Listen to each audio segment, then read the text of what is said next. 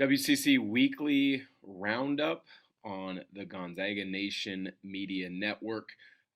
Just wanted to quickly kind of go over the transfer portal in regards to the WCC. Oddly enough, out of all the leagues in the country that I've kind of looked through and filtered through a number of websites, the WCC has been impacted by the transfer portal possibly less than any other uh, league that I can really kind of follow. You look at so many of the quote big schools. You've got guys transferring Power Five to Power Five. You get a lot of the mid major and or the low majors transferring up. But when you look at the rosters of a lot of these WCC schools, now I know there's lots of movement still to happen um, over the next month or 6 weeks or so, but there hasn't been a truly negative impacts of solid transfers going away from a WCC school to another landing spot. I think the biggest kind of surprises, and I wouldn't really call one of them a surprise, but the biggest kind of pieces of news out there are guys that are testing the NBA waters. Obviously, everybody knows Drew Timme for Gonzaga is going to do that. Chet Holmgren, we can only imagine, he hasn't announced yet, but he's going to sign and completely stay in the draft, which he should, being a probable top three pick. But a couple guys from the WCC have put their name in the NBA draft with the ability to still come back, whether using their regular eligibility or using that extra COVID year. And the name that jumps out quickly in regards to that would be Jalen Williams from Santa Clara. That could be the big mover and shaker in the conference, because if he comes back to Santa Clara, he gives them a bona fide possible 20 point per game a night scorer. He is going through the draft process.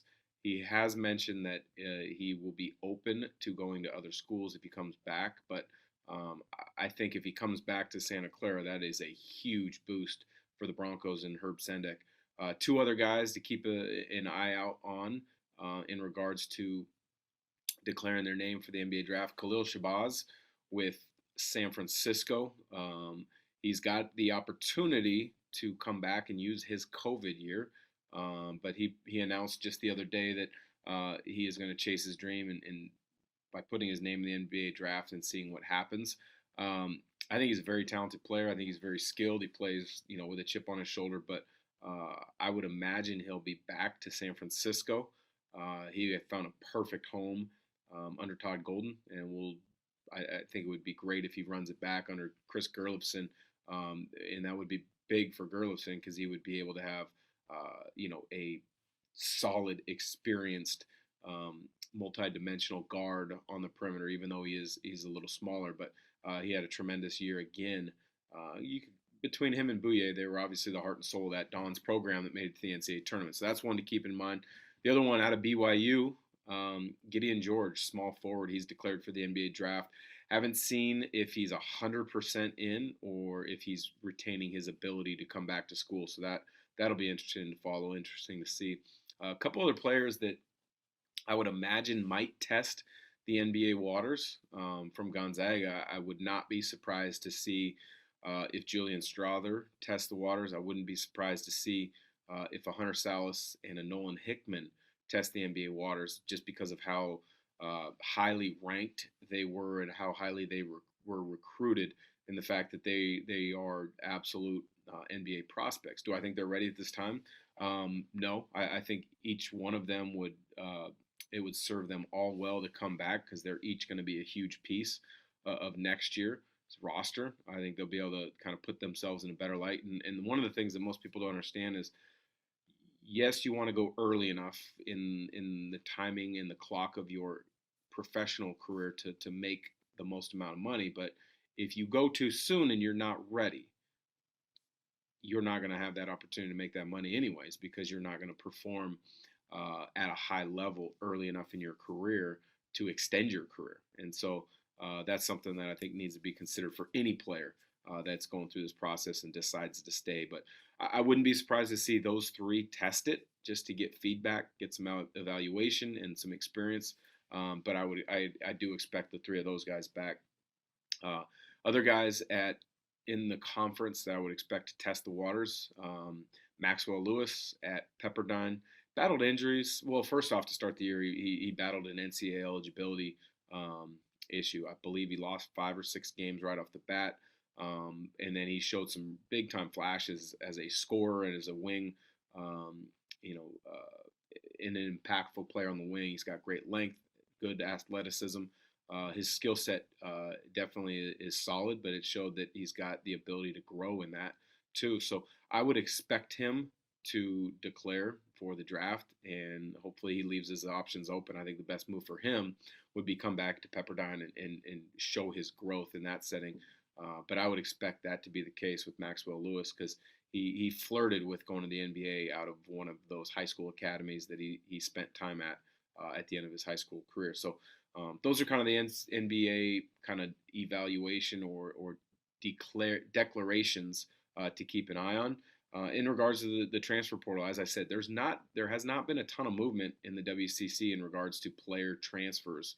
Um, you quickly look at BYU. They had 2 players that were non-impactful a season ago. Nate Hansen and Hunter Erickson are now in the transfer portal. Those are 2 guys that committed to BYU back in 2017 and 2018. They both went on 2-year LDS missions and haven't been able to crack the rotation at BYU since they got back. So those aren't necessarily huge impacts for BYU. For Gonzaga, the only one that has been public as of now is Will Graves. He's showed his tremendous ability to be a great teammate. I know he had opportunities to play at smaller schools before he came to Gonzaga. It's looking like he wants a chance to play that final year, so he's probably looking at a Division II or maybe an NAIA school where he's going to have a huge role, and I think he's going to be able to have success at those levels. Because he can shoot it. He's got good size, and then he's obviously got the experience going up against some of the best players in the country at Gonzaga practices the last few years. LMU, the Lions, Joe Quintana, one of the best shooters in the West Coast Conference a season ago, based upon 3-point field goal percentage, 3-point makes per game, free throw percentage, etc.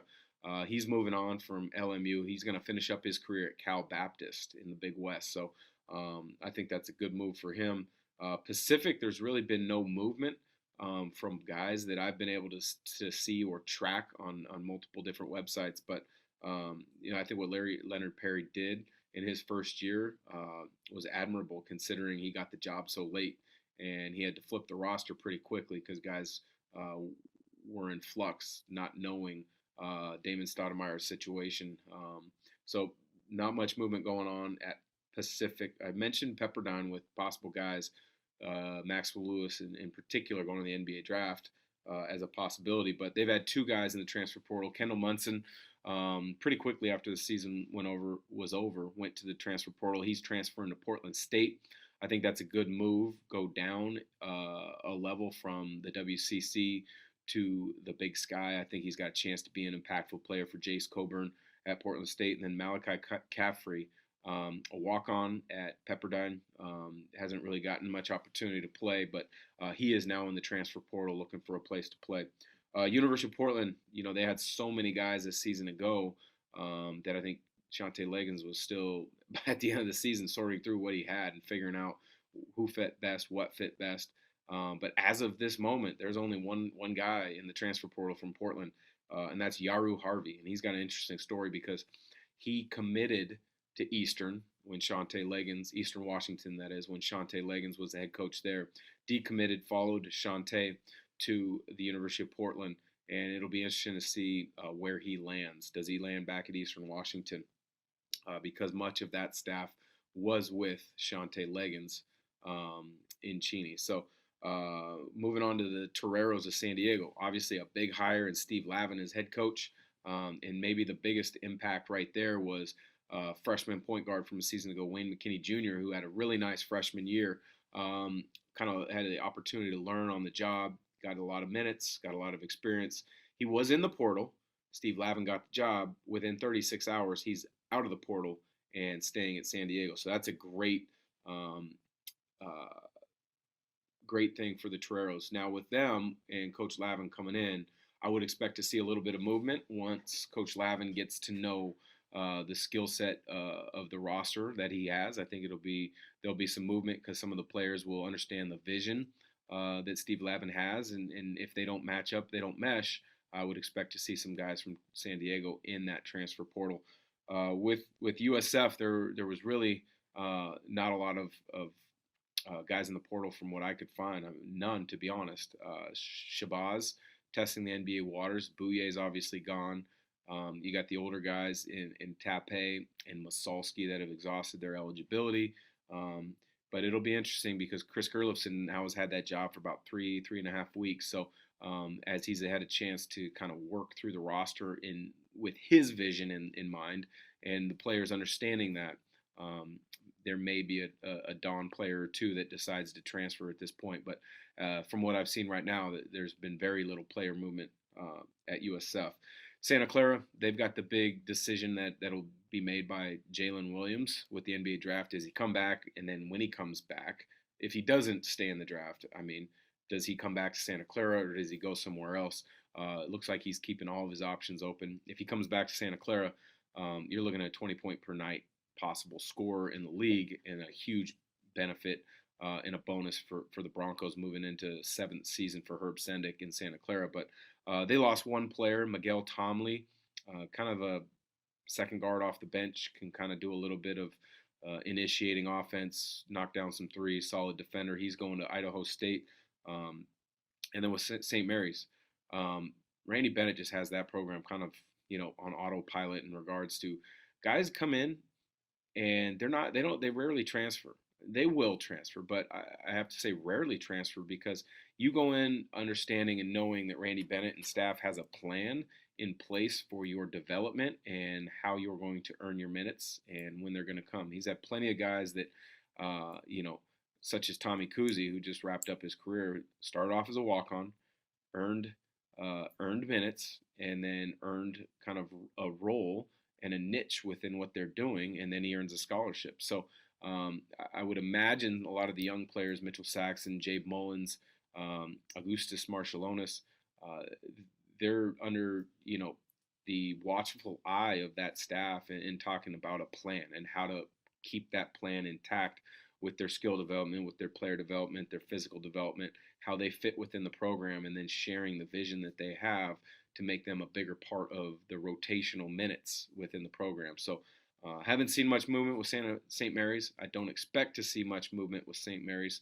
but you never know. I mean, this is college basketball in 2022. It's the wild, wild west in regards to transfers. But just wanted to give a quick overview of what the transfer portal is looking like in the WCC. I know there's a lot of Gonzaga-centric listeners to this. Gonzaga is going to be as active as anybody in the portal, getting guys and being sifting through, finding guys that fit. I talked with assistant coach Brian Michelson just the other day, and I'm not going to share names or anything, but he said it's a near round the clock effort trying to kind of sift through the portal right now of guys that are in there that one fit skill set wise within the team concept of how they would play if Timmy's here, how they would play if Timmy's not here, and then also just finding as much background on guys' character, how they would fit with the culture. Because if you're going to go for a transfer, especially a transfer who's going to be able to play right away, they've got to fit the character piece of Gonzaga. That's one of the best things Gonzaga's ever done with taking in transfers, whether it was years ago when guys had to sit, or now where guys have immediate eligibility, is guys that come in can't rock the boat. And so that's going to be an interesting thing to keep in mind. So for the Gonzaga Nation Media Network, this has been another episode of WCC Weekly. Epic Sports Bar at Northern Quest is Spokane's home for sports. Catch all the action up close and personal on a 30-foot HD TV. Enjoy upscale pub fare, craft beer, and cocktails too. Epic Sports Bar, where watching sports is a sport. More at northernquest.com. Dan, this question comes from Patrick O'Donnell on YouTube. I'm curious if there are any interesting names out there in the transfer. I'm going to hit that one more time. Dan, this comes from Patrick O'Donnell on YouTube. He's curious if there are any interesting names out there in the transfer portal and if it's time for Gonzaga to go all in on that. Yeah, there's lots of talk about different guys in the transfer portal that Gonzaga has reached out to. Quite frankly, at this point, if you believe all the reports that you're going to see in the Twitter sphere about different guys or things, Gonzaga is linked to about 30 or 40 guys. I mean, really what is happening right now is because there's so many guys in the transfer portal, got guys that have had tremendous success at a mid-major school or guys that have been at a Power 5 and maybe are looking for a better fit. There's lots of names out there that Gonzaga just has to do their due diligence on and figure out a little bit more about their true skill set. Does that skill set translate over, to what Gonzaga does? Does their character fit into the culture that Gonzaga has created? And so I think, right now you're still seeing a number of names. The most interesting name to me is the kid out of Utah Valley, and I'm drawing a blank on his name. I don't have my notes in front of me right now, but I want to say it's Farwaz. 6'11", 7 foot, tremendous shot blocker, rebounder, more of a low post presence scorer. If Drew Timme does come back, I don't know how he fits because, he's got the defensive rim protection and the rebounding that Chet Holmgren does, but he doesn't have the ability to space the floor like Chet Holmgren does. So I don't know if you're necessarily going to want to have two low post presences on the low block at the same time for Gonzaga. It might kind of jam things up. The other one is as a Kansas State guard, Nigel Pack. Maybe a little bit of a combo guard, which Gonzaga's had a lot of success with over the last few years. Rajir Bolton is a tremendous example of that a season ago. He's from Kansas State, so they've got a new coach, obviously, after Bruce Weber resigned at the end of the season. But he's another name that I've heard as being a very strong possibility. I think there's going to be somebody that transfers to Gonzaga out of the portal that isn't a household name that is going to be a perfect fit, whether it's like Rajir Bolton or it was a Geno Crandall. Somebody that's unsung, under the radar. Gonzaga's staff typically does a tremendous job of sorting through the skill set and the character piece to make sure a guy fits, because that's one thing you got to be really aware of in this day and age. Because look, there's 1,300 kids right now in the portal. Yes, there's a number of them that aren't going to find a home in Division I. There's a number of guys that are only going to consider a quote-unquote Power 5 school. There's a number that are only going to consider going to a school where they're the number one option. But I think on all being said, I think Gonzaga is going to be patient, and they will find the right guy or guys in the transfer portal this spring and early summer.